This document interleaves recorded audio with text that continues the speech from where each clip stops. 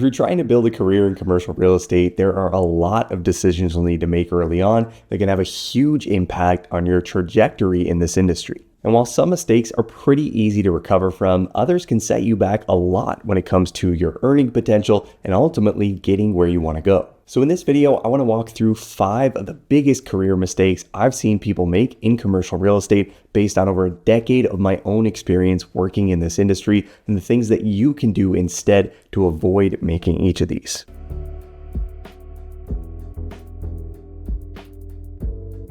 So the first big career mistake I see people make a lot is picking a product type to focus on based on what's hot in the market at any given time. Real estate is an extremely cyclical business where asset classes move in and out of favor on a regular basis, and what's most popular today very likely won't be by the time you're finally starting to make some major strides in your career. 30 years ago, office was considered to be one of the safest asset classes to invest in, with what were considered bond-like cash flows attracting pension funds and insurance companies, while multifamily real estate was seen as way too fragmented and management intensive for most institutions to get involved with. But fast forward to today, and multifamily real estate is now considered to be an extremely safe and durable asset class with a lot of pent-up demand, while office is considered to be an extremely volatile product type with a very uncertain future. The key takeaway here is to pick a product type that you're excited to learn about and become an expert in regardless of where we are in the cycle, and to be ready to capitalize on favorable market conditions whenever they ultimately end up materializing. Now, the second big career mistake I see people make is not changing jobs quickly enough when they know they're on the wrong path. If you're working in a role where you're not learning, or working for a company where you see very little or no potential for advancement, the longer you stay in that position, the further you're going down a path that you ultimately don't want to be on. A lot of people get really concerned about having a short stint on their resume, but especially if this is early on in your career and you're still in the process of figuring out where you want to end up in this industry, the faster you can cut ties with a job that isn't the right fit, the faster you can get on what is the right track for you. Now, this doesn't mean that I recommend quitting immediately when a job feels hard or you run into a little bit of conflict at the office, and I would highly recommend having a new job lined up first before leaving your current role. But if you have a significantly better offer lined up and you're worried about how it would look to leave your current employer after just 9 to 18 months, it's almost always the right move to take a chance and take the offer. Now, the third big career mistake I've seen over and over again is waiting too long to strike out on your own and start your own company. If you have any desire at all to become an entrepreneur, you need to be really intentional about when you plan to take the leap, and you also need to be realistic about how your life might change over time. I've worked with so many people over the years that have these elaborate plans to start their own companies when market conditions made more sense, but today, 5 to 10 years later, these people are still working in that same job they were in with a lot more responsibilities. The reality is that as people get older, they tend to become a lot less likely to take on more risk, especially if they've gotten used to a big steady paycheck that might come along with more senior level roles. In my experience, the sweet spot for people to strike out on their own in this industry is usually somewhere between the ages of about 27 and 32, where you have about 5 to 10 years of work experience, you built a meaningful number of relationships, and you likely don't have insurmountable financial obligations that would prevent you from making the move. Now, obviously, there are people who take the leap successfully in their 40s and their 50s,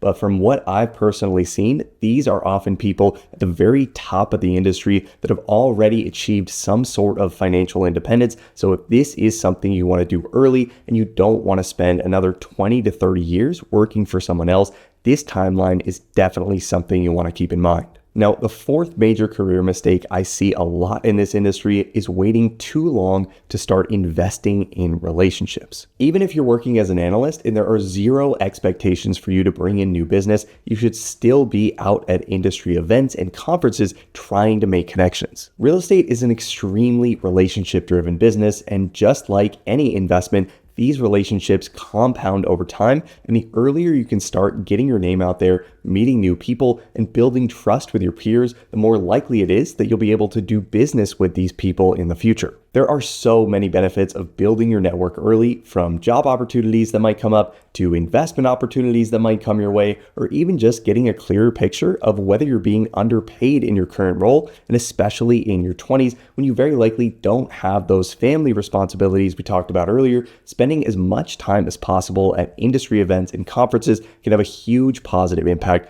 on your career growth long term. Joining organizations like ULI and NAOP can be a really easy way to get the ball rolling with this, and these are great places to connect with other industry professionals and build your network quickly, while also learning about different parts of the industry that you might not have been exposed to. And even if there isn't a local ULI or NAOP chapter in your area, creating your own group of your peers that meet up for dinner or drinks on a regular basis can be a great way to deepen your relationships and get a real-time pulse on the market. Now, finally, the last big career mistake I want to mention here is blindly accepting golden handcuffs early on in your career. Just like you probably aren't going to marry the first person you date, you probably aren't going to stay with the same company throughout your entire 30 or 40-year career. So you want to be really careful about incentive structures you agree to and how these might impact your flexibility long term. The vast majority of compensation structures in this industry that include participation in fee income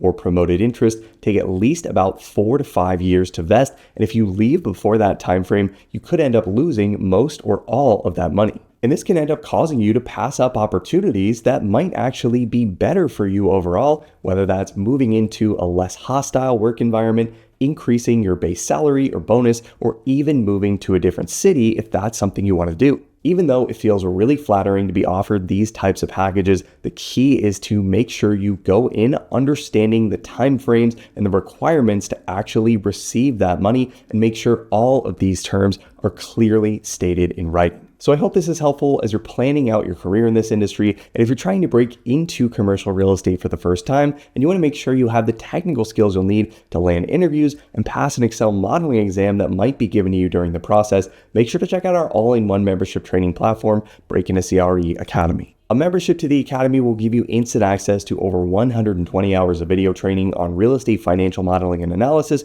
You'll get access to hundreds of practice Excel interview exam questions, sample acquisition case studies, and you'll also get access to the Break Into CRE Analyst Certification exam, which covers topics like real estate pro forma and development modeling, commercial real estate lease modeling, equity waterfall modeling, and many other real estate financial analysis concepts that will help you prove to employers that you have what it takes to tackle the responsibilities of an analyst or associate at a top real estate firm. And if you like this video and want to see more career-focused content on the channel, make sure to hit the like button and let me know in the comments if any of these mistakes resonated with you. As always, thanks so much for watching, guys. I hope you found this helpful. Subscribe to the channel if you haven't already to see more videos like this every single week, and I'll see you in the next video.